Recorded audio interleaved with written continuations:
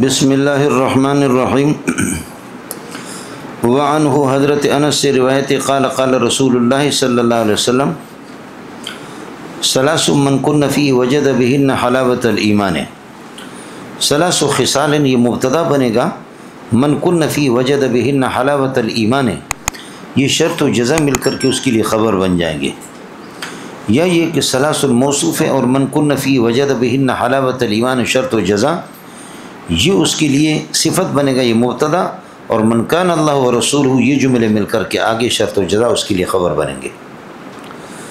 حضرت انس سے روایت قال قال رسول اللہ صلی اللہ علیہ وسلم ثلاث خصال، تین خصلتیں ہیں، من کن فی جس شخص کے اندر یہ ہوں وجد بہن حلاوۃ الایمان، ان صفات کے ان خصلتوں کے ہوتے ہوئے وہ ایمان کی لذت کو محسوس کرے گا، مٹھاس کو محسوس کرے گا، وجد کا منم احس سے محسوس کرے گا، بہن ان کے ہوتے ہوئے حلاوت الایمان ایمان کی مٹھاس کو۔ من کان اللہ و رسول احب الیہ مما سواہما، ایک یہ کہ اللہ و رسول اس کو محبوب ہوں مما سواہما ان کے ما سوا کے مقابلے میں، اللہ رسول کی ما سوا ساری کائنات ہے، ساری کائنات کے مقابلے میں اللہ رسول ان کو محبوب ہوں۔ دوسرے یہ کہ ومن احب عبدا، وہ شخص کہ جو کسی بندے سے محبت رکھتا ہے، لا یحبہ، محبوب نہیں رکھتا، اس سے محبت نہیں کرتا، لغرض من الاغراض، کسی بھی غرض کے لیے محبت نہیں کرتا مگر الا للہ، اللہ کی رضامندی کے لیے، یہ دو۔ تیسرا ومن یکرہ ان یعود فی الکفر، وہ شخص جو ناپسند کرتا ہے کہ کفر کے اندر لوٹنے کو، کہ وہ لوٹ جائے کفر کے اندر، بعد ان انقذہ اللہ منہ، جب کہ اللہ تعالیٰ نے اس کو خلاصی عطا فرمائی ہے کفر میں سے، کفر سے خلاصی کے بعد کفر کے اندر لوٹنے کو اس طرح ناپسند کرتا ہے، کما یکرہ ان یلقی فی النار، جیسے کہ آگ کے اندر ڈالے جانے کو ناپسند کیا جاتا ہے۔ ہو گیا مولانا؟ یہ تین قسم کے اشخاص ہے، یہ تین صفات ہے جس شخص کے اندر یہ ہوں گے وہ ایمان کی حلاوت کو محسوس کرے گا۔ من کن فی وجد بہن حلاوۃ الایمان، اس حلاوت سے مٹھاس سے کیا یہ حلاوت معنویہ مراد ہے یا حلاوت حسیہ؟ حلاوت معنویہ کا مطلب یہ کہ یہ صفات جس میں ہو تو ایمانی انشراح شرع صدر اس کو حاصل ہوگا، اور یہ کہ عبادت کرنے کے اندر اس کو راحت اور سکون اور اطمینان سکینہ اس پہ نازل ہوگا، یہ ہے اس سے حلاوت معنویہ سے مراد ہے کہ یہ صفات ہوں تو شرع صدر اس کو حاصل ہو، اور اس کو مزہ آئے گا، اللہ کا بھلا کر، عبادت کرتے ہوئے، عبادت میں اس کو یہ کہ مزہ آ جائے گا، اور شرع صدر اس کو یہ کہ حاصل ہوگا، عبادت کرنے میں خوشی ہوگی، اور ترک عبادت کے اندر اس کو تکلیف ہوگی۔ یہ اس حلاوت سے حلاوت معنویہ مراد ہے، اکثر محدثین کی رائے یہی ہے۔ ابن ابی جمرہ اور امام غزالی رحمۃ اللہ علیہ یہ دونوں کے دونوں کہتے ہیں کہ اس حلاوت سے حلاوت حسیہ بھی مراد ہے، جیسے ہم مٹھائی کھاتے ہیں ہماری زبان میٹھی ہو جاتی ہے، تو اسی طرح جیسے ہم نماز پڑھتے ہیں، یا جیسے کہ اللہ کا بھلا کریے کہ اللہ رسول کو جیسے محبوب رکھتے ہیں، یا کسی سے اللہ کی رضا کے لیے محبت کرتے ہیں، سمجھ رہے ہیں، یا کفر کو ناپسند کرتے ہیں، تو ان چیزوں کا، ان اعمال کا ہمیں اتنا مٹھاس محسوس ہوتا ہے جیسے کہ مٹھائی کھانے سے ہوتا ہے۔ آپ کو تو بالکل نہیں ہوگا، سمجھ رہی ہے کہ نہیں؟ لیکن آپ یہ بتائیں کہ آپ میں سے کوئی صحیح اگر کسی ناجائز کسی خاتون پر اگر عاشق ہو، صحیح جب عشق ہو، تو اس عشق میں اذا الشمس كورت واذا النجوم انقطرت واذا الجبال سجرت واذا العشار عطلت واذا الوحوش حشرت، سمجھے، واذا البحار سجرت واذا النفوس زوجت، اس میں آپ کو مزہ آئے گا یا لیلا میں؟ لیلا او لیلا بیترا برا سیلا مجازی لیلا، سمجھ دیں؟ لیلا میں اتنا مزہ آئے گا کہ باللہ یا زبیات القائے قلنا لنا، باللہ یا زبیات القائے، اے چٹچل میدانوں کی ہرنیوں، تمہیں خدا کا واسطے مجھے بتا تو دو، لیلا یا من کن، میری محبوبہ لیلا تم میں سے ہرنی ہے، ام من البشر ام لیلہ من البشر، یا یہ کہ وہ بشر میں سے، ام لیلہ یا من البشر، یا میری لیلہ وہ بشر ہے، انسان ہے.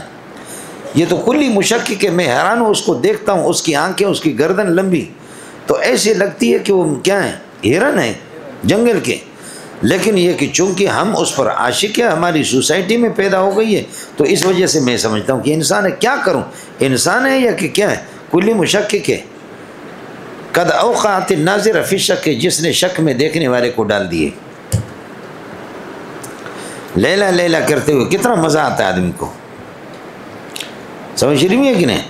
تو ابن ابی جمرہ اور یہ فرماتے ہیں ہمیں اللہ اور رسول سے جو محبت ہوتی ہے اور اس محبت کے نتیجے میں جو ہم حلاوت محسوس کرتے ہیں، ایسی حلاوت حسی ہے جیسے مٹھائی کھانے سے ہوتی.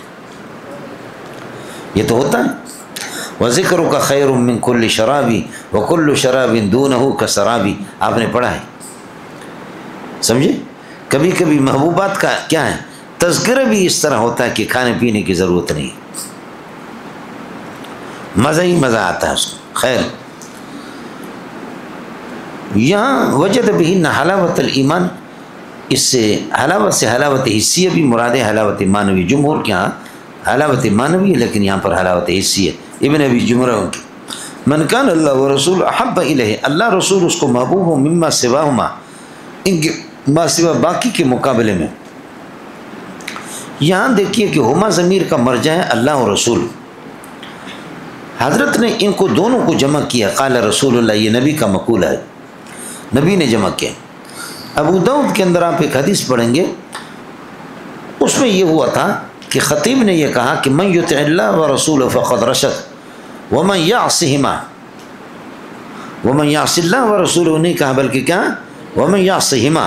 ہما ضمیر اللہ رسول کی طرف لوٹا دی، تو اس پر نبی پاک صلی اللہ علیہ وسلم ناراض ہو گئے. آپ نے فرمایا بیس خطیب القوم انت، آپ جیسے انسان بہت برا خطیب ہے، اللہ رسول کو آپ جمع کیوں کر رہے ہیں.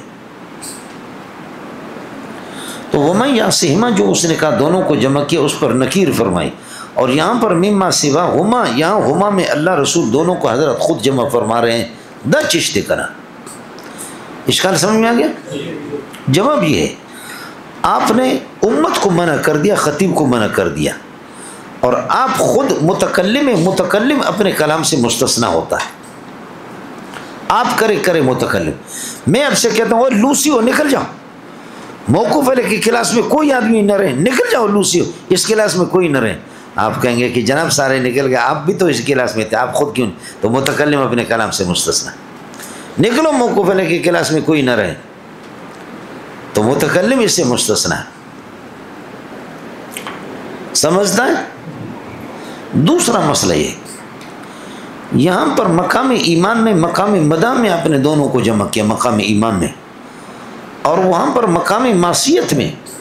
دیکھیے اللہ رسول سے محبت دونوں سے رکھ کر کے جنت میں جاؤ گے، اور اللہ رسول کی نافرمانی دونوں کی کرو گے تو پھر جہنم میں جاؤ گے، اور اگر ایک کی نافرمانی کرو گے پھر جہنم میں جاؤ گے نہیں. تو حالانکہ یہ بات غلط ہے. فرمان برداری میں دونوں کی فرمان برداری ضرورت ہے، جنت میں جاؤ گے. لیکن نافرمانی میں، معصیت میں اگر ایک کی نافرمانی کریں گے تب بھی جہنم میں جائیں گے. تو خطیب تو دونوں کو جمع کر کے بتا رہا، تو ومن یعصہما دونوں کی نافرمانی کرے گا بھائی ایک وقت، اور اگر ان میں سے ایک کی نافرمانی کرتا ہے تو کوئی پرواہ نہیں ہے. یہی بات سن. تو اس لیے حضرت نے اس پر ٹوکا. کس کو سمجھ میں آ گیا؟ جی ہاں مولانا کچھ بھلے پڑ گیا. دو باتیں. تیسرا مسئلہ یہ ہے، خطیب نے ومن یطع اللہ ورسولہ فقد رشد واہتدی، من یطع اللہ ورسولہ فقد رشد ومن یعصہما، یہاں اس نے وقف کیا، وقف ہی غلط کیا. اس جملے کو ماقبل کے ساتھ لگا دیا، وقف ہی اس نے غلط کر دیا. تو اس وجہ سے حضرت نے ٹوکا. غلطی کے اعتبار سے جیسے کہ ہمارے قراء حضرات وقف کرتے، اِنَّا أَنذَرْنَاكُمْ عَذَابًا قَرِيبًا يَوْمَ يَنظُرُ الْمَرْءُ مَا قَدَّمَتْ يَدَاهُ وَيَقُولُ الْكَافِرُ، یہاں سانس اس کا ٹوٹ گیا. اس کے بعد کہتے الکافر یا لیتنی کنت ترابا، اس لیے کہ جاہلی ہوتے ہیں، ان کو پتہ نہیں ہوتا کہ جملہ عامل اس کا، سمجھ رہی ہے کہ نہیں، عامل اس کا یقول ہے. اگر میرا سانس یقول الکافر پہ ٹوٹ گیا تو واپس مجھے عامل سے لینا ہے، یہ چیز نہیں. آپ بسا اوقات عامل دور ہوتا ہے تو ایک الگ مسئلہ ہے، یا آیت ہو ایک الگ مسئلہ ہے، لیکن حتی الامکان آدمی وہ ہوگا کہ جو نحو جانتا ہو. وقف کیا تھا، اللہ آپ کا بھلا کرے، خطیب نے غلط، تو اس پر رسول پاک صلی اللہ علیہ وسلم نے ٹوکا. اڑے کس کو سمجھ آیا؟ چوتھی بات یہ ہے کہ خطیب کی جمع کرنے سے ایہام شرک وہم شرک تھا، اور نبی کی جمع کرنے سے کوئی ایہام شرک نہیں ہوتا. یا محمد کہنے سے، دیوبندی کی یا محمد کہنے سے وہم بدعت وہم شرک نہیں ہے. بدعتی کی کہنے سے یا محمد کہنے سے شرک ہوگا. بندے بندے کا فرق ہوتا ہے.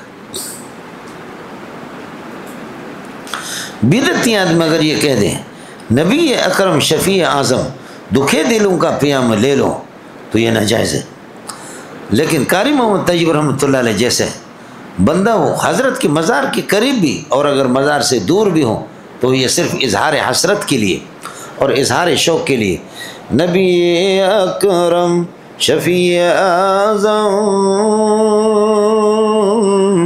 دکھے دلوں کا پیام لے لو. سمجھتے مولانا؟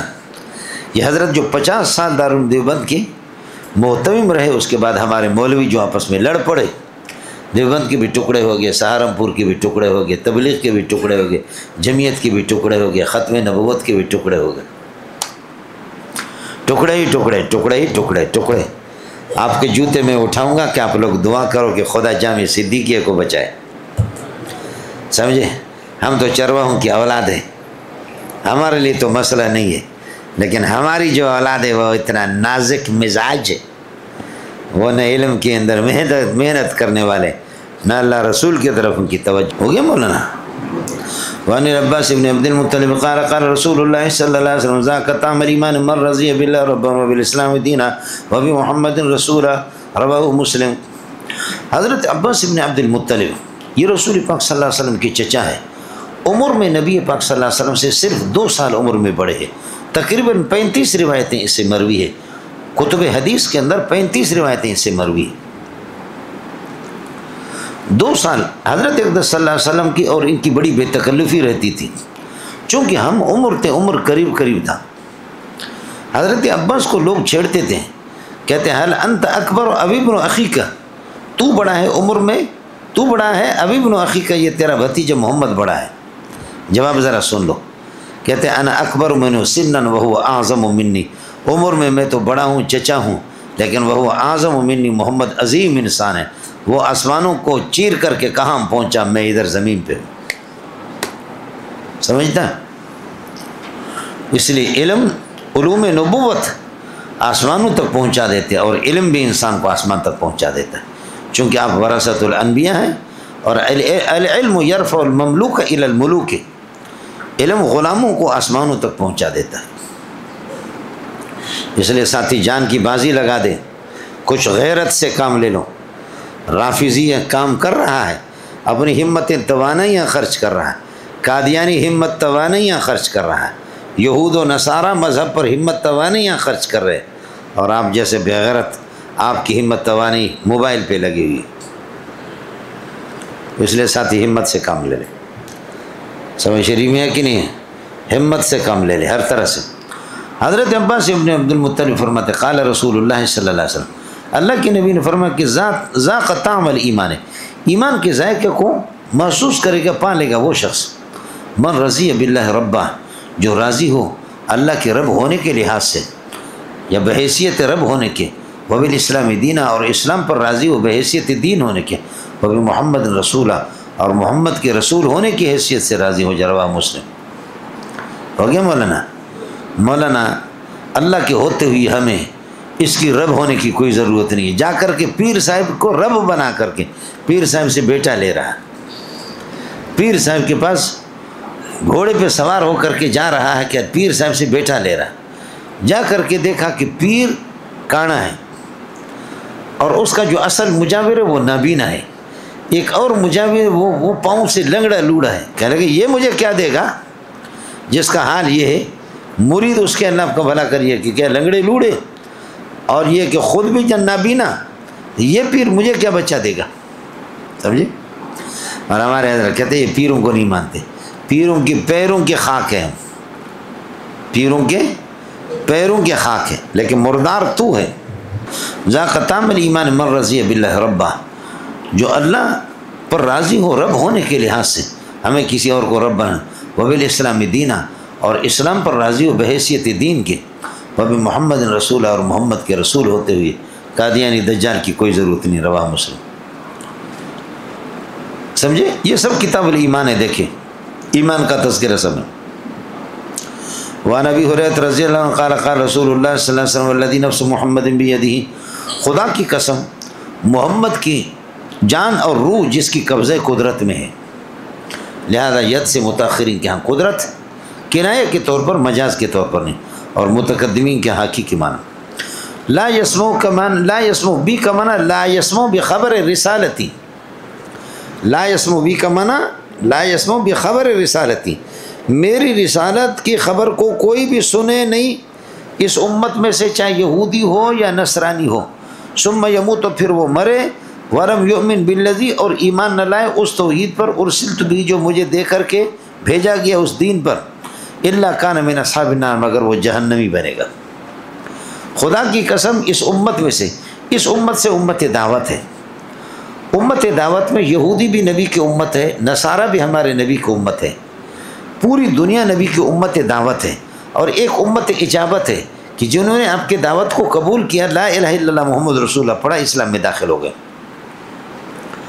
یہاں لا یسمو بخبر رسالتی، میری خبر رسالت کو کوئی بھی ایسا نہیں، اللہ آپ کا بھلا کریے، کہ جو میری خبر رسالت کو نہ سننے پائے اس امت میں سے، چاہے یہودی اور نصرانی، ایسا نہیں ہوگا کہ جو سنے اور پھر ثم یموت تو مر جائے، وَلَن يُؤْمِنْ بِالَّذِي، اور اس دین پر ایمان نہ لائے، الَّذِي أُرْسِلْتُ بِهِ، جو مجھے، إِلَّا كَانَ مِنْ أَصْحَابِ النَّارِ، مگر وہ جہنمی بنے گا۔ خلاصہ یہ نکلا کہ میرے آنے کے بعد تمام ادیان وہ سارے کے سارے منسوخ اور متروک ہیں۔ من هذه الامت سے امت دعوت میں مسلمان بھی داخل، یہود نصارہ سب کے سب داخل، لیکن یہودی اور نصرانی کا تذکرہ اس لیے کر دیا کہ ان کی قباحت کے لیے کہ اہل کتاب ہو کر کے، یہ زیادہ اللہ کا بھلا ہے، اہل کتاب ہو کر کے ان پر ضروری ہے کہ مجھ پر ایمان لانا ہے، تو دوسروں پر بطری کا ولائی، یہ کہ ان کا تذکرہ اس لیے کر دیا کہ اہل کتاب، ان کو میرے بارے میں علم بھی ہے، ان کی کتابوں میں کہ آخری نبی آئے گا، تو ان کا ایمان نہ لانا مجھ پر اور زیادہ کبھی شمار ہوگا، ان کو پتہ ہے۔ کس کو سمجھ میں آگے؟ یہود و نصارہ کا اس لیے تذکرہ کر دیا تقبیح کے لیے کہ ان کی کتابوں میں تو ہے، ان کو معلوم بھی ہے، پھر بھی اگر یہ ایمان نہیں لائیں گے تو ان کی حقارت۔ دوسرا مسئلہ یہ کہ جی یہ اہل کتاب ہو کر کے ان کے پاس کتاب بھی ہے، نبی بھی ہے، پھر بھی ان کا ایمان لانا مجھ پر ضروری ہے، تو اس کے علاوہ باقی کائنات کے لوگوں کو تو بطریقہ اولا ہی ایمان لانا ضروری ہوگا، اس لیے یہود و نصارہ کا۔ اور مسئلہ میں نے عرض کیا، امت سے امت دعوت مراد ہے، جو کہ عام مطلق ہے، اور امت اجابت وہ ہے کہ جنہوں نے کلمہ لا الہ الا اللہ کو پڑھا، قبول کر لیا، اسلام قبول کیا، وہ امت اجابت ہے۔ تو سیتے ہو، والذی نفس محمد بیدی، خدا کی قسم کہ جس کی قبضہ قدرت میں محمد کی جان ہے، لا یسمع بی کا معنی بخبر رسالتی، مضاف محذوف نکالیں گے، میری خبر رسالت کو احد کوئی بھی نہیں سنے گا اس امت میں سے، چاہے یہودی ہو یا نصرانی ہو، ثم یموت، تو پھر وہ مرے، ولم یؤمن بالذی ارسلت بہ، اور ایمان نہ لائے اس دین پر جو مجھے دے کر کے بھیجا گیا، ایمان نہیں لائے گا، الا کان من اصحاب النار، وہ جہنمی بنے۔ کیسے ان کا نام ہے ابو موسیٰ اشعری رضی اللہ عنہ، قال قال رسول اللہ صلی اللہ علیہ وسلم، ثلاثۃ، تین افراد، ثلاثۃ اشخاص ہیں، لہم اجران، ان کو دوہرا ثواب ملتا ہے، رجل من اہل الکتاب آمن بنبی، ایک اہل کتاب کا کوئی بندہ اپنے نبی پر بھی ایمان لائے، وہ آمن بمحمد، اور آخری نبی محمد پر بھی ایمان لائے، ایک آدمی یہ، اس کو ڈبل ثواب ملے گا۔ والعبد المملوک، اور دوسرا یہ کہ مملوک غلام، اذا ادا حق اللہ، اللہ کے حقوق بھی ادا کر رہے، وہ حق کا موالی، اور اپنے آقاؤں کے حق بھی ادا کر رہے، اس کو بھی ڈبل ثواب. وَرَجُلٌ كَانَتْ عِنْدَهُ أَمَةٌ يَطَعُهَا.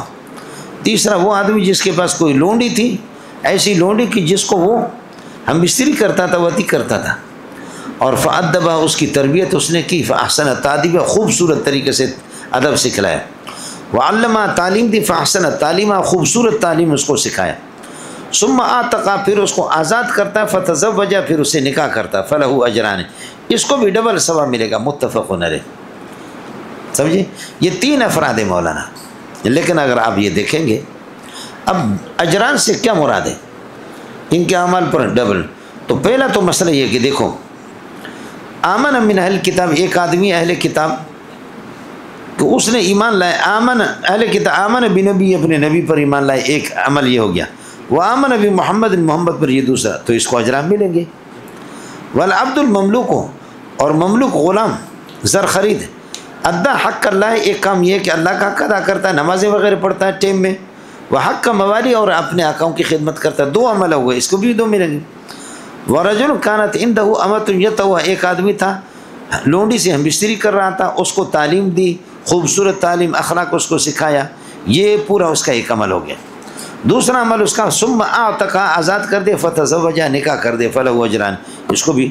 تو یہ تو 2 عمل ہے، 2 عملوں پر اجران 2 ثواب ملیں گے. یہ تو ان کی کیا خصوصیت، یہ تو ہر ایک کو ہے اسی طرح. اشکال کس کو سمجھ میں آ گیا؟ تو بابا ہر عمل پر ثواب ہے، یہ تو ان کے 2 عمل ہے، تینوں میں سے ہر ایک کے 2 عمل ہے، تو لہم اجران تو ہوگا. اس میں ان کی کون سی خصوصیت ہو گئی؟ جواب ذرا سمجھ لینا. جواب یہ ہے کہ یہ اس کی تصریح اس لیے آپ نے کی صلی اللہ علیہ وسلم دفع دخل مقدر کے طور پر کہ آپ کے موقوف علیہ والوں کو شبہ ہوگا، پہلے والے میں، کہ اپنے یہودی ہے یا نصرانی ہے، اپنے نبی پر اس کا ایمان تھا، اپنی کتاب پر. اب آخری نبی محمد آ گیا تو وہ سارا ختم ہو گیا، اب کچھ بھی نہیں، اب صرف ایک ہی ثواب محمد پر ایمان لائے. فرمایا کہ نہیں، ڈبل ثواب ملے گا. دوسرا والا جو غلام تھا، آپ کہیں گے یار آقا کی خدمت کرنا تو ویسے ہی ہے، وہ تو اس کے ذمہ پر ہے، وہ تو اس کو کیا ثواب ملے؟ سمجھے؟ نماز پہ ملے گا اس کو ثواب، روزے پر ثواب، لیکن اپنے آقا کی خدمت کر وہ تو ویسے اس کا زر خرید ہے. فرمایا کہ زر خرید ہے اس کا، لیکن پھر بھی اس پر بھی ثواب ملے گا، نماز پہ بھی ملے گا. اس اشکال کو آپ کے اس وہم کو دور کرنے کے لیے. اور تیسرا بھی کہ بھئی لونڈی تھی اور اس کو وتی کرتا رہا، تعلیم دی، وہ کی کیا کیا، اپنی لونڈی ہے اس کی، اور پھر اس سے نکاح کر دے تو نکاح والے اس پر یہ کہ ثواب ملے، باقی یہ کہ وتی کرتا تھا، رکھتا تھا، یہ کر اس پہ کیا ہے. تو جواب دیا کہ نہیں، دونوں لونڈی کو تعلیم دے دینا، لونڈیوں کو ذلیل سمجھتے لوگ، غلاموں کو ذلیل، ان کو تعلیم دینا، عزت دے دینا، پھر اس کو اتنی عزت دے دینا کہ آزاد کر کے اسے نکاح کر لینا. اس لیے دونوں عملوں پر، پہلے والے نکاح سے پہلے والے عمل پر بھی ثواب، اس پر بھی ثواب. خلاصہ یہ نکلا کہ شبہ ہوتا تھا کہ ان کے بعض اعمال پر تو سرے سے ثواب ہی نہیں ہوگا، تو فرمایا کہ نہیں، ہر عمل پر ثواب مستقل 2 عمل ہیں، 2 عملوں میں سے ہر ایک کے ثواب. تو ایک عمل پر مجھے اور آپ کو شبہ تھا کہ اس پر ثواب نہیں ملے گا، بتایا کہ ثواب ملے گا. ہاں. دوسری توجیہ ہے، ان میں سے ہر ایک کے 2 اعمال ہیں، ہر عمل پر ان کو 2 ثواب ملے گا. تو 2 اعمال ہے تو اجران علی کل واحد من العملین، دونوں عملوں میں سے ہر ایک پر 2 اجر، تو 4 اجر ہوں گے، ہر ایک کو 4 اجر. تو عام اعمال سے ہٹ کر کے، عام لوگوں سے ہٹ کر کے. سمجھ میں آ گیا؟ تیسری توجیہ، ان 3 میں سے ہر بندے کو ان اعمال 3 کے علاوہ ہر عمل پر 2 ثواب ملے گا. یہاں تو یہ کہ غلام ہے، عبد مملوک ہے، اور اسی طریقے پر اللہ آپ کا بھلا کرے لونڈی والا مسئلہ ہے، اور اسی طرح اہل کتاب والا کہ نبی پر ایمان لانا یا اپنے آقا کی خدمت کر لینا، یا یہ کہ اللہ آپ کا بھلا کریے کہ لونڈی کو نکاح کرنا. یہ 3 بندے، لیکن ان اعمال کے علاوہ نماز، روزہ، زکوٰۃ، حج، اخلاقیات، اس پر بھی ان کے ہر عمل پر 2 ملے گا. کس کو سمجھ میں آ گیا؟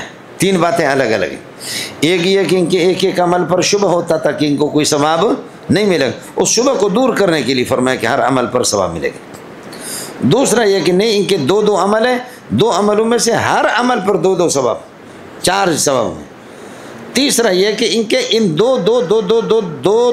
دو اعمال سے ہٹ کر کے ان پر تو دگنا ہر عمل، اس کے علاوہ ان کے باقی جو اعمال ہے دنیا میں، ان عملوں میں سے بھی ہر عمل پر دگنا ثواب ملے گا۔ اڑ ہو گیا؟ اس کے بعد سمجھو یہ 3 کا کیا ہے، 3 کو کیوں مل رہا ہے؟ اس کے علاوہ افراد اور بھی ہیں، ان کو بھی تو دگنا ہے، جیسے ازواج مطہرات کے بارے میں فرمایا وَمَن يَقْنُتْ مِنكُنَّ لِلَّهِ وَرَسُولِهِ وَتَعْمَلْ صَالِحًا نُؤْتِهَا أَجْرَهَا مَرَّتَيْن۔ کچھ بلا پڑا؟ ازواج مطہرات کو ہماری ماؤں کو بھی کہا ہے۔ جواب یہ کہ مقتضی حال کے مطابق یہ 3 کا ذکر کر دیا، حصر مقصود نہیں ہے، اس لیے ازواج مطہرات سے کوئی اعتراض بھی نہیں ہے، ہو جائے اور بھی بہت سے ہوں گے۔ کس کو سمجھیں؟ یہ جو 3 کا ذکر کیا حصر مقصود نہیں ہے، مطابق مقتضی حال کے مطابق ان کا تذکرہ کر دیا۔ اللہ کی بندو کچھ بلا پڑا؟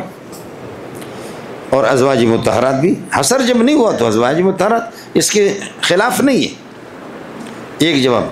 دوسرا جواب یہ ہے کہ ازواج مطہرات کو دوہرا ثواب ملتا ہے، وہ ان کے زمانے میں ان کی خصوصیت ہے، اور یہ 3 قسم کے افراد یہ ایک زمانے کے ساتھ خاص نہیں ہے، یہ کل پرسوں ترسوں خرسوں ٹھرسوں شرسوں ڈھرسوں پرسوں ہر زمانے میں یہ ہو سکتے ہیں الی یوم القیامت، قیامت تک۔ میرے دوستوں، عزیزوں، بزرگوں، بھائیوں، بدبختوں، مدنی مسجد میں جوڑ ہے اس دفعہ، مدنی جمعرات کو سارے ساتھی تیار ہوں، سبق سے فارغ ہو کر کے کون تیار ہے؟ اللہ اللہ اللہ۔ اور مولانا فضل الرحمان بھی سنا کراچی میں جلسہ کر رہا ہے، ہاں کوئی بتا رہے آپ لوگوں کو خوشخبری ہو، ایران کا سردار صاحب وہ سیدھا جہنم میں پہنچ گیا، سیدھا جہنم میں پہنچ گیا، اور سنا ہے کہ درمیان میں روکا نہیں فرشتوں نے، کہا کہ بالکل پروٹوکول کے ساتھ جہنم میں جائے، سیدھا جہنم چلا گیا۔ بڑبو نے مولی منظور کے لیے کہا تھا کہ اس کو کوئی مارے تو 26 کروڑ، پھر کہا 1 ارب روپے دے دیں گے، یہ بند کیا، سمجھے؟ یہ 3 قسم کے افراد امتحانی جگہ ہے، امتحانی جگہ ہے، امتحانی جگہ ہے، امتحانی جگہ ہے، امتحانی جگہ ہے، اور اس سے پہلے اللہ کا بھلا کرے وہ مما سوا و مالا امتحانی جگہ ہے، اس سے پہلے احب الیہ من والد محبت کے اسباب امتحانی جگہ ہے، اس سے پہلے بنی الاسلام امتحانی جگہ ہے، آپ کی مرضی ہے، سمجھے؟ اور الایمان بضع و سبعون شعبۃ امتحانی جگہ ہے، سمجھ رہی میں؟ آپ کی مرضی۔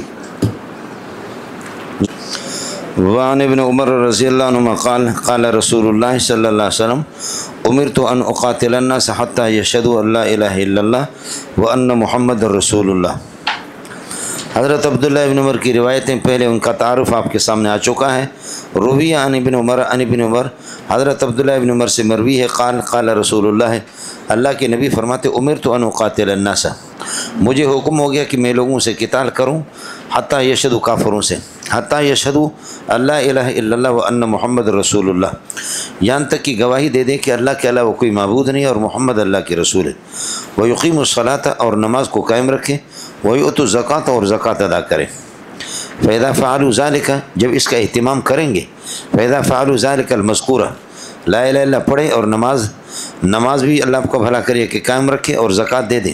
فإذا فعلوا ذلك عصموا منی دماءهم، تو پھر یہ کہ یہ اپنے مجھ سے یہ بچائیں گے، محفوظ رکھیں گے اپنی جان کو، دماغ اپنے خونوں کو، اپنی جانوں کو، واموالہم، اور اپنے مال کو، لہذا اب ان سے تعرض نہیں کیا جائے گا اور ان کو قتل نہیں کیا جائے گا، الا بحق الاسلام، ہاں اسلام کے حق کے مقابلے میں ان کی گرفت ہو سکتی ہے۔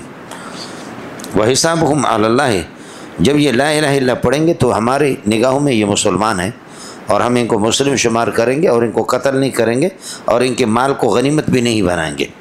باقی حقیقت میں اگر ایک آدمی اپنی جان بچانے کے لیے اور مال کو بچانے کے لیے لا الہ الا اللہ محمد رسول اللہ پڑھتا ہے، لیکن اندر وہ منافق ہے، اندر اللہ کو تسلیم نہیں کرتا، نبی کو نہیں مانتا، تو وہ حسابہم فی الباطن، حساب باطنی ان کا مفوض الی اللہ، اللہ کے حوالے، ہم لوگ قائل ہے، ہم لوگ صرف اس کے پابند ہے کہ نحن نحکم بالظواہر، ہم ظاہر کے فیصلے کریں گے، واللہ عالم بالسرائر، اندر کی راز کو خدا جانتا ہے۔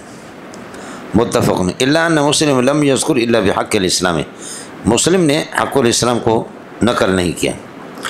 مولانا یہاں یہ فرما رہے ہیں کہ پہلی بات کہ میں لوگوں سے کافروں سے قتال کروں گا یہاں تک کہ لا الہ الا اللہ محمد رسول اللہ، توحید اللہ کی وحدانیت کے قائل ہو جائیں، ویقیم الصلاۃ ویؤتوا الزکاۃ، نماز بھی قائم رکھیں، ویؤتوا الزکاۃ، اور زکوٰۃ بھی دے دیں۔ اگر نماز نہیں پڑھیں گے تو امام احمد کے مسلک کے مطابق مرتد ہے، ارتدان ان کو قتل کریں گے۔ کلمہ پڑھ لیتا ہے لیکن نماز نہیں پڑھتا، مرتد ہے، ارتداداً ان کو قتل کریں گے۔ امام شافعی اور امام مالک رحمۃ اللہ علیہ فرماتے ہیں حداً، حد کے طور پر ان کو قتل کیا جائے گا۔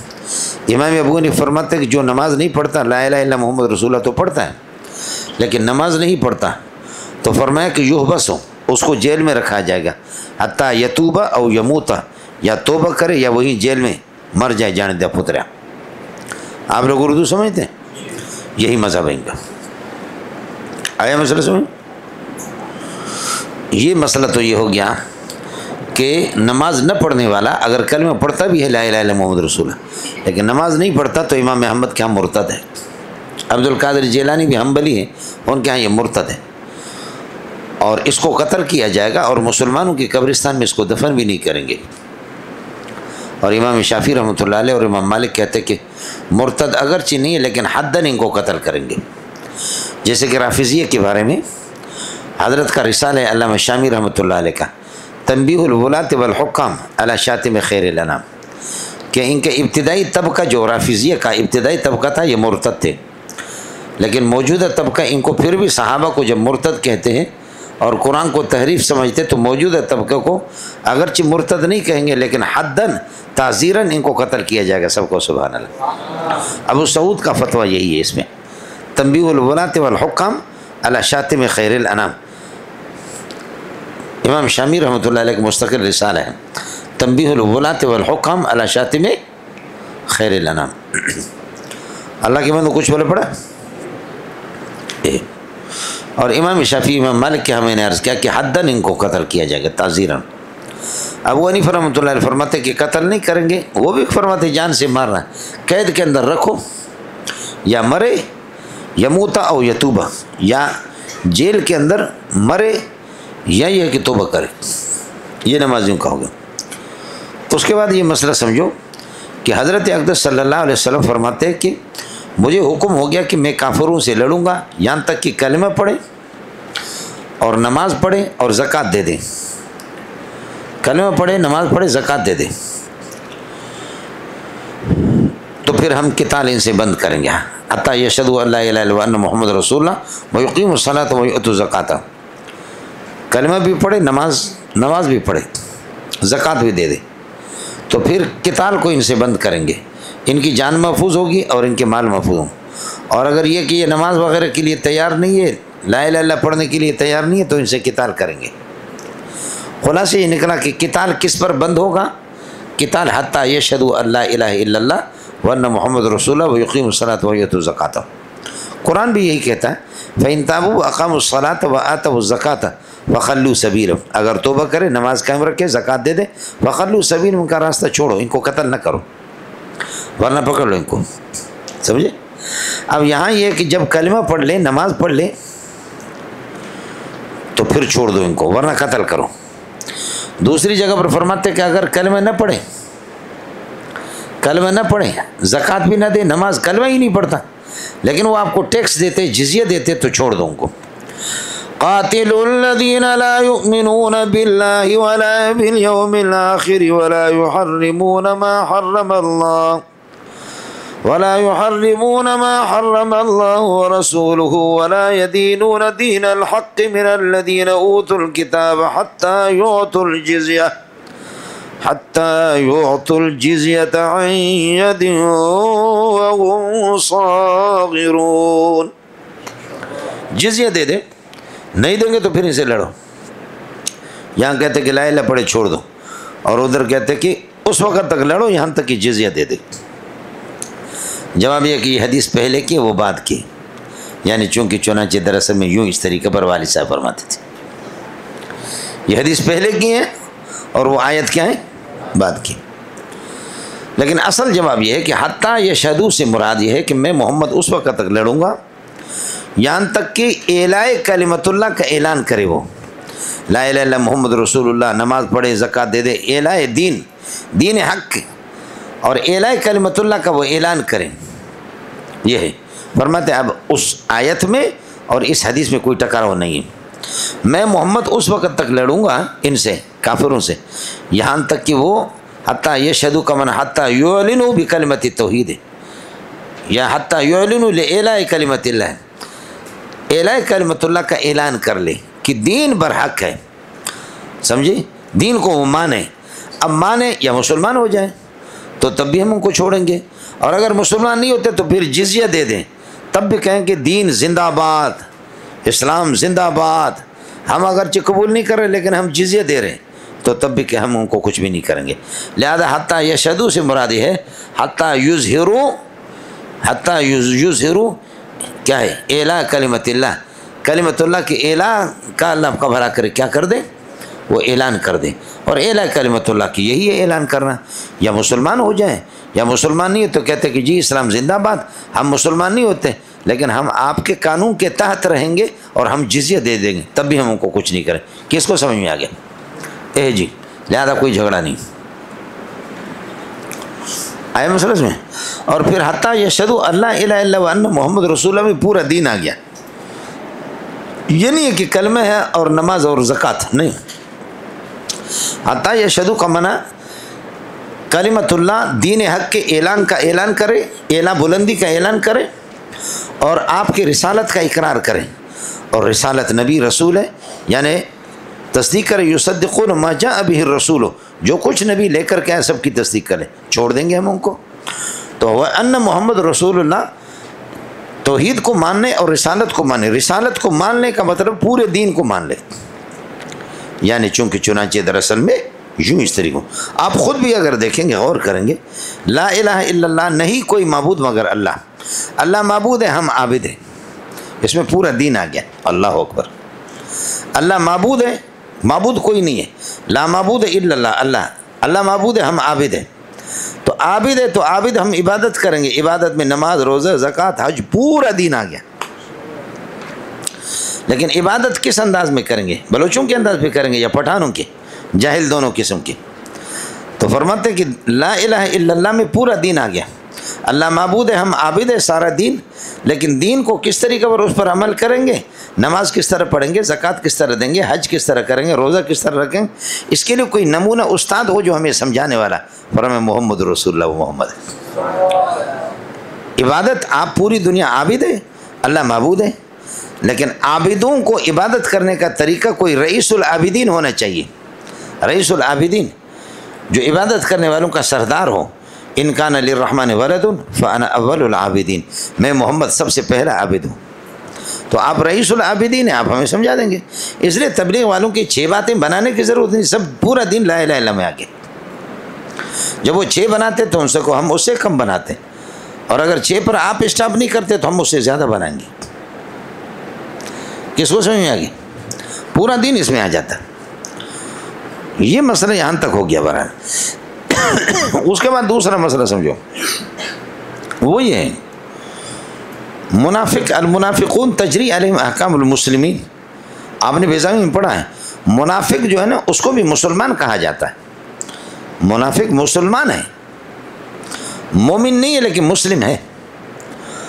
لہذا منافق کے نہ مال کو غنیمت بنائیں گے، نہ اسے قتال کریں گے، نہ بچوں کو اس کے کیا کریں گے، یرغمال بنائیں گے، غلام بنائیں گے، نہیں بنائیں گے. ہم ظاہر پر فیصلہ کرتے تو ظاہر میں اگر ایک آدمی لا الہ الا اللہ محمد رسول اللہ کہتا ہے تو ٹھیک ہے، وہ مسلمان ہے، نہ اس کی جان کو خطرہ ہے نہ اس کے مال کو، وہ محفوظ ہو گئے. سمجھے؟ وہی باقی اگر باطن میں وہ منافقت سے کام لیتا ہے تو وہ حسابہم الباطنی علی اللہ، یعنی مفوض الی اللہ. باطنی حساب اندر سے اسلام کو قبول کیا نہیں کیا یہ ہمارا، ہم کسی کی سینہ کو چاک نہیں کر سکتے، کسی کی سینہ کو پڑھ نہیں سکتے. الی اللہ، مفوض الی اللہ، یہ اللہ کے حوالے. اب اس کی گرفت نہیں کریں گے، اگر کلمہ پڑھتا ہے تو اس کی گرفت نہیں کریں گے، ہاں الا بحق الاسلام ہے، اسلام کے حق کے مقابل، اور اسلام کے حق 3 ہیں۔ اگر کوئی کلمہ پڑھتا ہے تو جان بھی محفوظ، مال بھی محفوظ، ہم اس کو کچھ نہیں کہیں گے، وہ مسلمان ہے، اس کی گرفت نہیں کریں گے، اس کو موچڑا جوتا نہیں ماریں گے، لیکن 3 صورتوں میں جوتا ماریں گے، الا بحق الاسلام، اسلام کے حق کے مقابل میں۔ اسلام کا حق کیا ہے؟ اگر کسی کو جان بوجھ کر کے قتل کرتا ہے، قتل عمد، تو اس کو ہم چاہے کلمہ 50 کلمہ پڑھے تب بھی قتل کریں گے اس کو قصاصاً۔ یا قاری صاحب شادی شدہ ہے پھر بھی جا کر کے ٹیوشن پڑھاتا ہے، ٹیوشن آپ لوگ سمجھ گئے، ٹیوشن پڑھاتا ہے یعنی زنا کرتا ہے، تو اس قاری صاحب کو بھی سنسار کریں گے۔ یا یہ کہ بندہ ہے اور وہ مرتد ہوتا، اپنے اسلام سے مسلمان تھا لیکن مرتد ہوتا تو اس کو قتل کریں گے۔ یہ 3 صورتیں۔ من قتل، قتل نہ ہو، جو کسی کو قتل کرے گا عمدن، قتل نہ ہو، ہم اس کو قتل کریں گے، یہ حق الاسلام ہے، سمجھے؟ من ارتد عن دین فاقتلوہ، جو مرتد ہو جائے اس کو بھی قتل کرو، سمجھ رہے ہیں؟ اور من علم ٹیوشن، اور جو ٹیوشن پڑھا دے فاقتلوہ، اس کو بھی قتل۔ ٹیوشن تو آپ سمجھ گئے نا، ٹیوشن سے مراد یہ ہے ٹک ٹک، ٹیوشن سے مراد کیا بولوں گا؟ ٹک ٹک، جا کر کے اس نے ٹک ٹک کیا، سمجھے؟